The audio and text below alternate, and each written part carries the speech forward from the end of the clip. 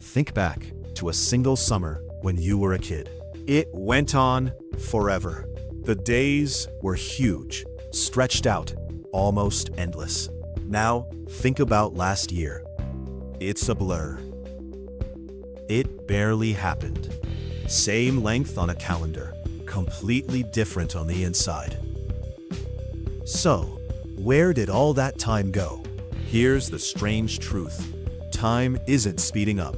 Your watch runs at the exact same rate it did when you were 8. What's changing is you, and the way your brain quietly measures the passing of a year. And once you understand what's driving it, you can actually fight back and stretch your years out again. Start with the simplest reason, and it's almost mathematical.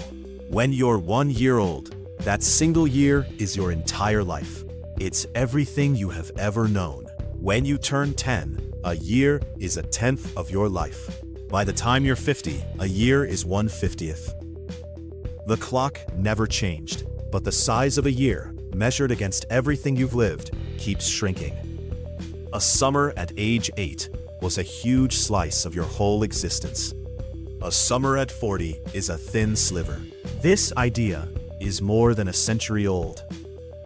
A French philosopher named Paul Janet wrote it down in the 1890s, and it still holds up today. Each year feels faster because each year is a smaller fraction of the whole. But proportion isn't the whole story. That part is about how a year feels while you're living through it. There's a second clock running, and it only shows up when you look back. Your brain doesn't store time. Stopwatch. When you ask how long a stretch of life felt, you're really asking something else underneath. How much happened? How many new memories did I lay down? Childhood is wall to wall with firsts. First day of school. First bike. The first time you saw the ocean. The first time your heart got broken. Every one of those is a fresh, vivid memory, and your brain packs them in tight. Look back on a year like that, and it feels enormous, because it's stuffed full of landmarks. Now, picture an ordinary adult year. The same commute, the same desk, the same few streets, and the same handful of faces. Your brain is efficient, almost lazy, so it stops bothering to record the routine. It files most of the year under same as before and saves almost nothing. So you look back, and there's barely anything there to measure. The year didn't shrink while you lived it.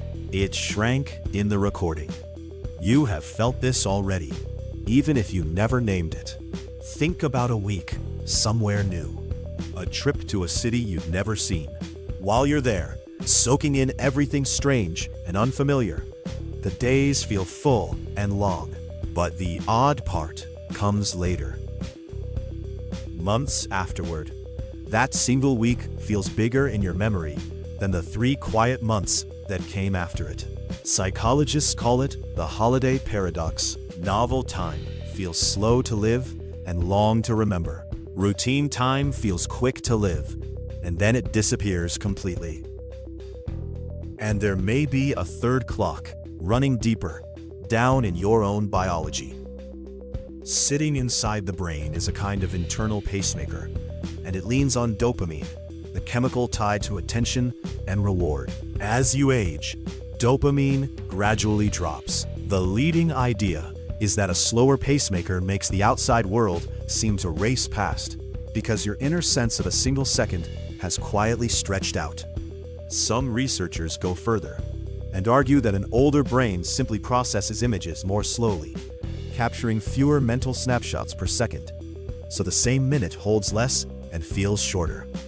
The details are still argued over, but on one point, almost everyone agrees: novelty resets the whole system.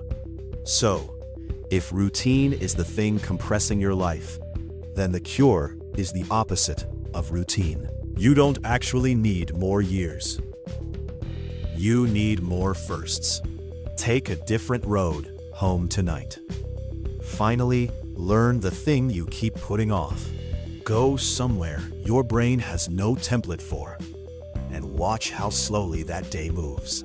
Every real new experience forces your mind to start recording in detail again, and a richly recorded year is a long year. The summers of your childhood never lasted longer than the ones you're living now. They simply held more. And the quiet good news buried in all of this is that you can still pack a year so full it feels huge again.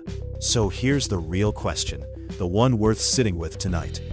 What is the last thing you did for the very first time?